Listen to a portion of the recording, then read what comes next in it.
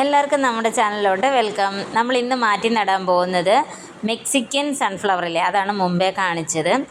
അതിൻ്റെ പേര് ടൈറ്റോണിയ എന്നാണ്. സെയിം നമ്മുടെ സൺഫ്ലവറിൻ്റെ ഇത് കണക്ക് തന്നെയാണ് അതിൻ്റെ പൂക്കളിരിക്കുന്നത്. ഇലയൊക്കെ അതേ കണക്ക് തന്നെയാണ്. ചെറിയൊരു ഡിഫറൻസ് പൂവിലുണ്ടെന്നേ ഉള്ളൂ.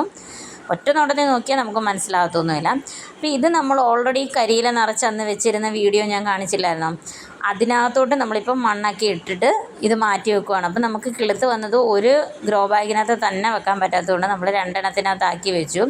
എല്ലാം പിടിക്കുമെന്ന് അറിയാത്തത് കൊണ്ട് തന്നെ, മെക്സിക്കൻ സാധനമല്ലേ, അതുകൊണ്ട് തന്നെയാണ് ഞാനിങ്ങനെ ഒരു കവറിനകത്ത് തന്നെ കുറേ എണ്ണം അങ്ങ് വെച്ചത്. ഏതെങ്കിലുമൊക്കെ കിളുത്ത് കിട്ടിയാൽ നമ്മൾ രക്ഷപ്പെട്ടു എന്നുള്ള രീതിയിൽ. ഇത് ലോങ് ബോട്ടിൽ ഗാർഡ്, ചൊരയ്ക്കാന്ന് നമ്മുടെ ഇവിടെ പറയുന്നത്. ഇത് പയർ, ഇതൊക്കെയാണ് ഇന്ന് മാറ്റി നടുന്നത്. പിന്നെ മസ്ക് മെലൺ എന്ന് പറയണം, അതും നമ്മൾ മാറ്റി നടുന്നുണ്ട്. മസ്ക് മെലൺ എന്നുള്ളത് നമ്മൾ ജ്യൂസ് അടിച്ച് കുടിക്കത്തില്ലേ, അതാണ് അതിൻ്റെ നോർമലായിട്ടുള്ള പേര്. ഞാനിപ്പോൾ ഓർക്കുന്നില്ല. ഞാൻ ഫോട്ടോ ഇതിനകത്ത് ആഡ് ചെയ്തിട്ടുണ്ട്. കാണുമ്പോൾ ചിലപ്പോൾ നിങ്ങൾക്ക് ഓർമ്മ വരുമായിരിക്കും.